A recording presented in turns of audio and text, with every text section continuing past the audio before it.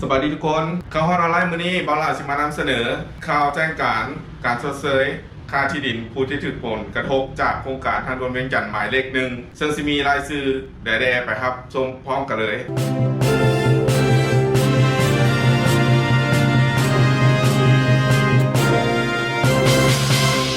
ทางด่วนเวียงจันทน์หมายเลขหนึ่งซึ่งมีจุดเริ่มต้นจากเขตพัฒนาเศรษฐกิจพิเศษบึงท่าหลวงหรือทางหลังไฮเทคเนาะไปหาดงมะขายซึ่งเช่นให้ที่ดินของประชาชนจำนวนหลายบ้านเนาะได้รับผลกระทบล่าสุดได้มีแจ้งการจากห้องว่าการเมืองไซเศรษฐาเนาะเดือบาลาสิขออ่านโพยเนาะเพื่อไม่ให้ผิดพลาดล่าสุดเพิ่นได้มีแจ้งการจากห้องว่าการเมืองไซเศรษฐาฉบับเลขที่002/จมมสทเนาะลงวันที่10มังกร2020เนาะเนื้อในใจความมีดังนี้ขอความร่วมมือนำเจ้าของสิทธินำใช้ที่ดินที่ได้รับผลกระทบจากโครงการทางด่วนเวียงจันทน์หมายเลขหนึ่งแต่เขตเศรษฐกิจพิเศษไปหาดงมะขายให้มาพัวพันไกลเกลี่ยนำคณะกรรมการเพื่อแทกที่ดินและรับค่าชดเชยจากโครงการทางด่วนเวียงจันทน์หมายเลขหนึ่งนี้เนาะบอกให้กายวันที่31มังกร2020เนาะเนื่องจากว่าทางโครงการเพิ่นจะได้ลงมือในต้นเดือนกุมภาพันธ์2020แล้วเนาะถ้าหากท่านใดตามแจ้งการเพื่อนเนาะถ้าหากท่านไหนบ่มาพัวพันในขอบเขตเวลาที่เพิ่นแจ้งมานี่เนาะทางคณะกรรมการเพิ่นสิได้ลึกล่างใบตดินตามระเบียบหลักการว่าซั่นเนาะเพราะฉะนั้นถ้าท่านไหนเห็นแจ้งการนี้ให้ทุกคนฮีบฮ้อนเข้าไปพัวพันไกลเกลี่ยนำคณะกรรมการครับบอลาสิมาสรุปรวบรวมบ้านที่ได้รับผลกระทบดังนี้เนาะอันดับที่1เนาะบ้านโนนหวาย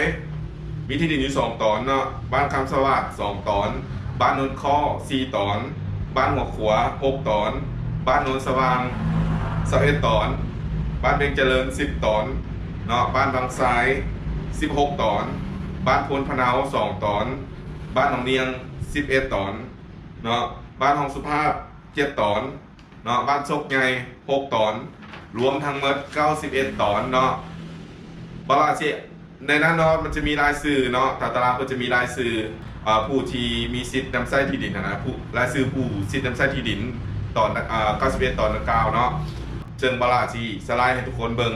ตามนี้เลยเนาะให้ทุกคนไปกวดเบิ่งว่ามีรายชื่อของเจ้าของบอเนาะถ้ามีกาฮิพอเนาะว่าเพิ่นบอกไว้แล้วว่าถ้าเกิดกำหนดเพิ่นจะรื้อร่างโดยระเบียบหลักการว่าสั้นเนาะ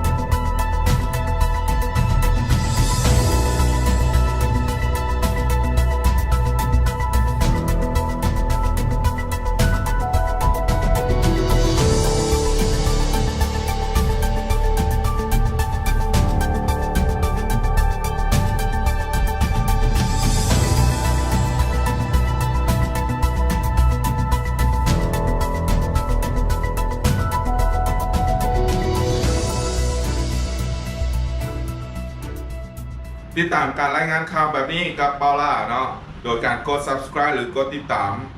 และกดกระดิ่งแจ้งเตือนเพื่อสิบ่พลาดรับชมข่าวด่วนแบบนี้กับเปาล่าเนาะถ้าเห็นว่าคลิปนี้เป็นประโยชน์ก็ให้ทุกคนกดไลค์กดแชร์ให้เปาล่าเนาะเพื่อเป็นกำลังใจให้เปาล่าได้เห็นข่าวแบบนี้ออกมาให้ทุกคนได้รับชมกันเรื่อยๆเนาะติดตามข่าวฮอตออนไลน์แบบนี้กับเปาล่าในคลิปต่อไปเนาะสำหรับคลิปนี้ขอจบแค่เพียงเท่านี้ก่อนขอบใจทุกคนที่รับชมพบกันใหม่ในคลิปหน้าขอบใจหลาย